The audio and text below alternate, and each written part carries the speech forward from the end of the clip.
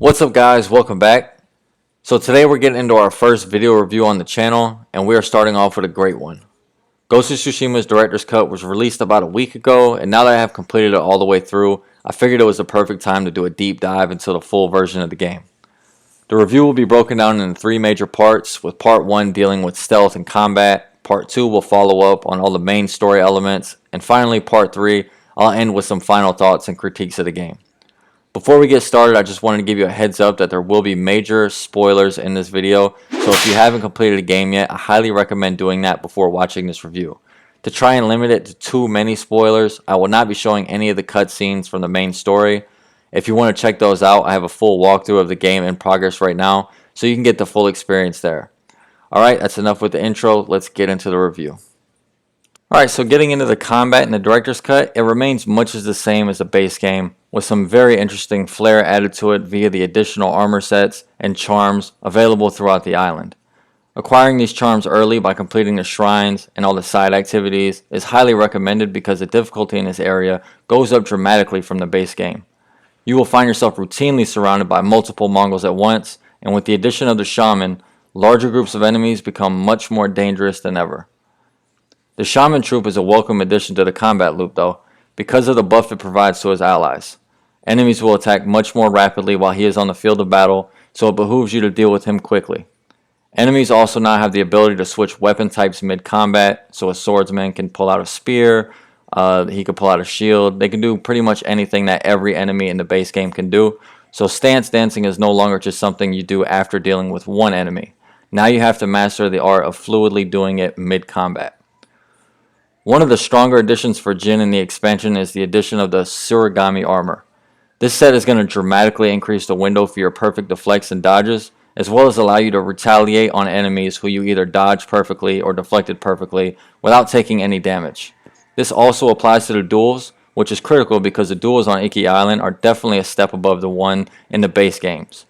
Even though I feel like there wasn't enough in general, it was still worth wearing the armor just to experience the multiple duels that you'll have, and even going back into the old duels just to replay them for a little bit of easier time.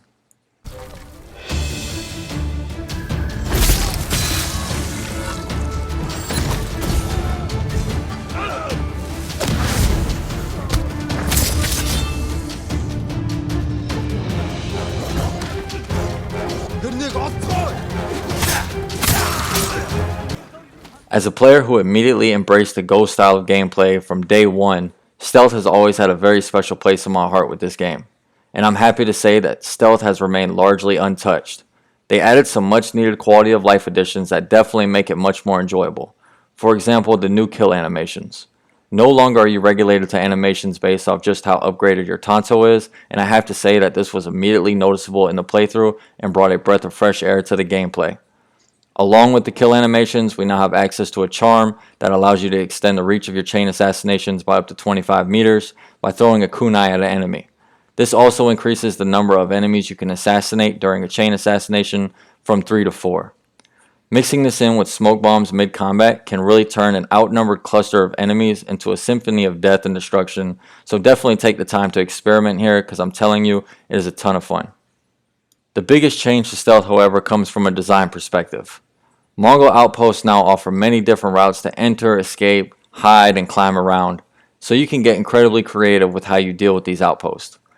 They are much more challenging now, so these enemy camps seem to have many more watchtowers, with one in particular having hawachas and guards all along the wall, so you'll definitely find a big challenge here, especially on lethal where one mistake usually results in instant death. My 2 least favorite means of combat remain archery and horse charging. The former inherently doesn't have any major flaws or issues, it just never really made me want to go full archer mode at any point in this game. There is a charm that you can unlock that makes your concentration time in combination with other charms and Tadayori's armor insanely strong, which is nice. I just never really used it as more than a utility to support my stealth clears. And honestly, I did the horse charge once when I unlocked it, and then never did it again because if I'm going to go into open combat, I would much prefer to do so with a challenge.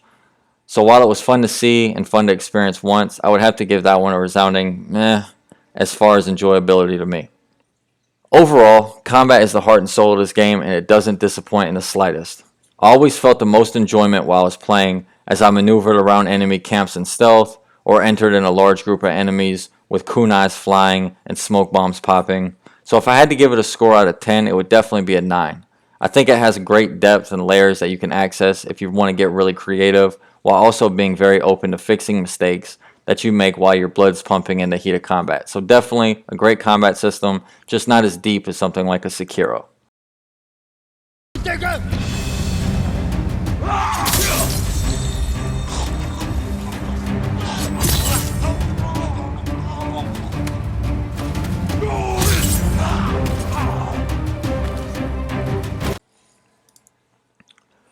For part 2, I just want to remind anyone who's made it this far that there will be major spoilers here, so this is kind of a last chance to bail so you can complete the game yourself.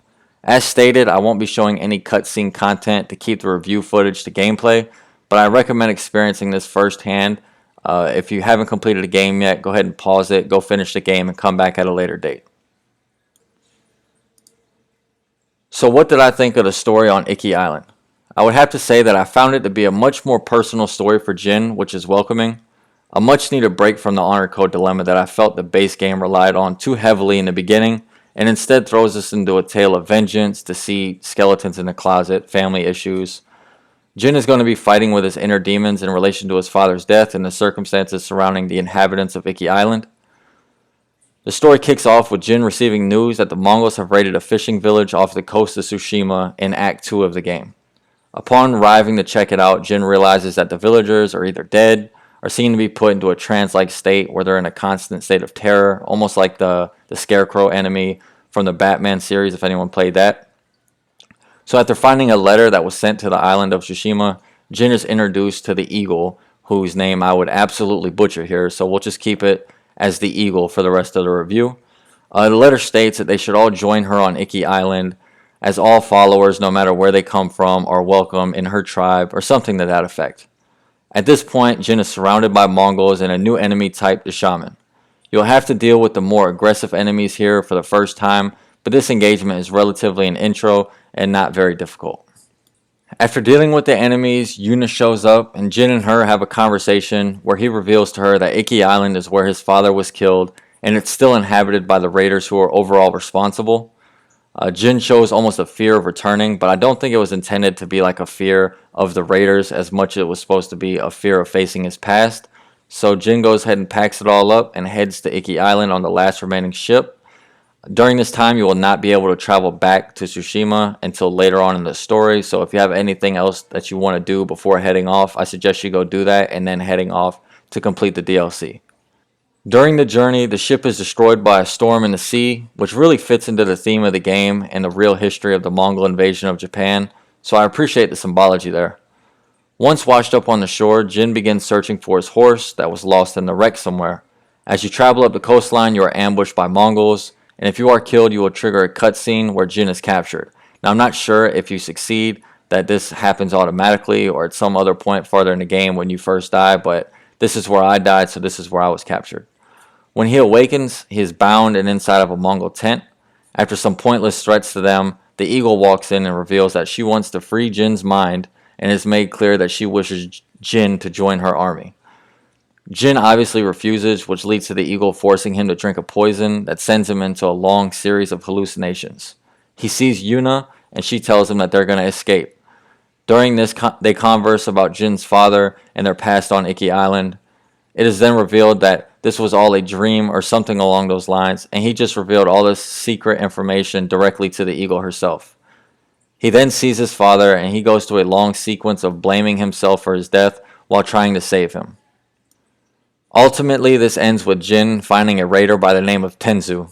Tenzu is highly distrustful of Jin from the start and recognizes him immediately as a samurai. Jin naturally does the same and lies to him about exactly where he's from, telling Tenzo that he is Jin from Yarikawa. After agreeing to help the raiders fight the Mongols, you begin a series of quests that ultimately lead you to a meeting with the leader of the raiders. After a very tension-filled conversation, she agrees to take you on, and you begin to help the raiders with eliminating the Mongol outpost and the influence on the island. Without covering every quest line, I'll kind of skip to the major points in the story because there's a lot of small parts, but let's just talk about the major ones. The first one comes when Tenzo reveals that he knows exactly who Jin is by referring to him as Jin Sakai. Jin asks why he doesn't kill him, and Tenzo tells him that his goal is to kill the Mongols and to free the island from their terror, and if Jin can help him with that, then he doesn't care who he is. He just doesn't want the leader to find out that he brought the son of the Butcher of Iki, which is Jin's father, to their camp. So they agree to keep it a secret and they move on with more quests. The next major event comes when Tenzo goes to kill a Mongol shaman. He quotes the line, "May your death benefit all beings," which is the same line the raider who killed Jin's father said right before he impaled him. So Jin realizes that Tenzo is in fact the raider responsible for killing his father, and this sends Jin into a spiral for a bit as he processes this revelation, and he comes close to taking Tenzo's head. At the end of it, cooler heads prevail, and they continue to press on to the eagle's position. The final confrontation comes when Jin finally reaches the eagle, who has occupied the exact spot where Jin's father was killed. You open up with a duel, and as you land some damage on her, she throws Jin into one of the hallucinations, where Jin sees his father right as he is about to be killed by Tenzo. Jin saves his father this time, and they have a conversation about Jin's childhood and how his father was not much of a father at all. Lord Sakai says that after his mother died, he did not know how to raise a son, so instead he raised a samurai. This explains the deep connections that Jin has with Lord Shimura as a father figure, so I really appreciate the kind of tie-in there and the explanation of why Jin felt so connected to Shimura. But during this conversation, Jin's father implies that Jin is to avenge him and to kill the raider for his family's honor. Jin, however, denies him the satisfaction, telling him that he will never be like his father was. So thus he confronts his dark past and breaks the eagle's hold over him. Jin snaps out of it right before the eagle is about to kill Tenzo, and at this point you save him and continue the duel until you finally kill the eagle. The raiders all head back to home base, and after some deep conversations between Tenzo and Jin, everything goes back to, hunky-dory, Iki Island. Now, besides the side missions and the events in the open world, this concludes the major story spoilers for the expansion. For review purposes, I will say that while I enjoyed the hell out of the ride, it was a short one. Not short in terms of time spent playing, because for $20 this was well worth it, but short in terms of how the story progressed.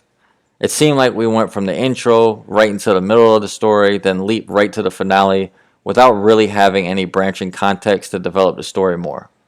Of course, I found it incredibly nice to finally jump back into the story of one of my favorite characters in gaming, but I couldn't help thinking that this definitely could have been expanded upon greatly. There are many visions around the island that add context to the story, but they are not mandatory to understand the game's main plotline. They instead explore the complicated relationship between Jin and his father while they were on Iki Island together. Those moments were golden. I really connected with both characters.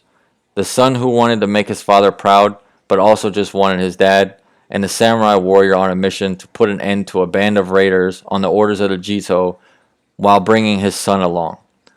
Overall, I would have to give the story a solid 8 because while I did feel like there were some gaps that should have been filled, the ride it takes you on pulls you in immediately and it keeps your attention the entire time.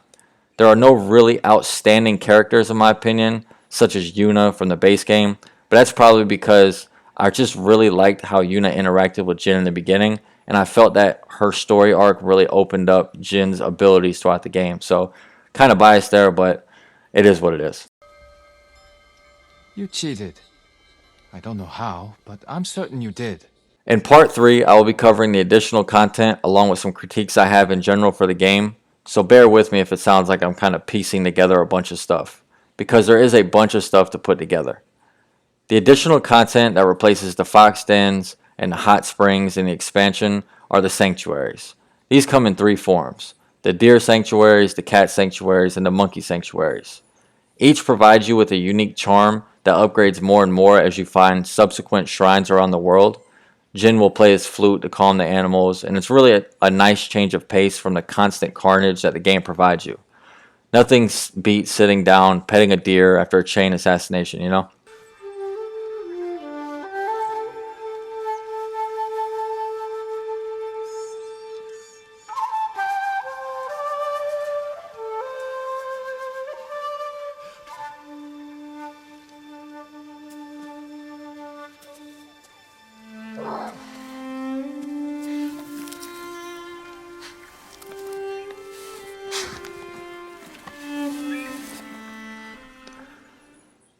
The new Shrines of Honor are now replaced with the memories of Jin and his father on Iki, and these are highly interactive experiences that introduce you to much needed context in the story. And honestly, it's one of the best additional content I have ever experienced in a game. You'll learn a lot about the main character's family, his upbringing, and I'm telling you, it is well worth finding every single one of these. 5 heads. As for what you owe me, 50 heads each. Anything less, and you can swim home. A few other minor gripes I had with the game don't necessarily only pertain with the DLC. Parkour in this game really leaves a lot to be desired. Moving along the ropes is fantastic when it works, but interacting with them can really feel clunky. Sometimes Jin will just have like a stutter effect where he gets stuck in the air and you get spotted because you couldn't leave the rope, and that can be really frustrating when it messes up a perfect clear. Also, the ability to climb up walls or hills based on the handholds provided often gives great access to the areas, but it really breaks the immersion to see Jin jump 10 feet in the air using only his hands to reach a ledge. I would have liked to see a better system with maybe a small Mongol outpost along a path leading to the top of the hill or on top of the mountain, something that was engaging in other aspects of the game to unlock the bonus areas. I will say that the grappling hook was an amazing addition once it became available, and I found myself going out of my way to find chain assassinations off the ropes just because it looked so damn cool.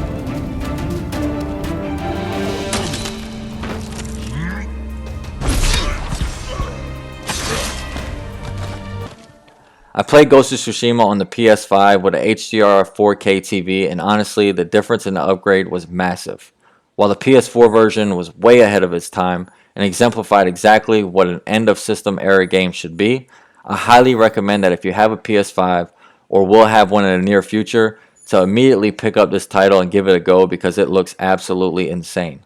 If you're on the fence at all about picking up this game or just one of the additional content, I'm here to tell you now, get off the fence and go get it. But that's all for the review, guys. If you enjoyed the video, make sure you drop a like and subscribe. It would really help the channel. And if you agree with my take or disagree entirely, let me know in the comments. And I'll catch you guys in the next review. And if you want to check out the walkthrough, you can find that in the playlist on my channel. So, yeah, that's it. I hope you guys take it easy, and thank you for watching.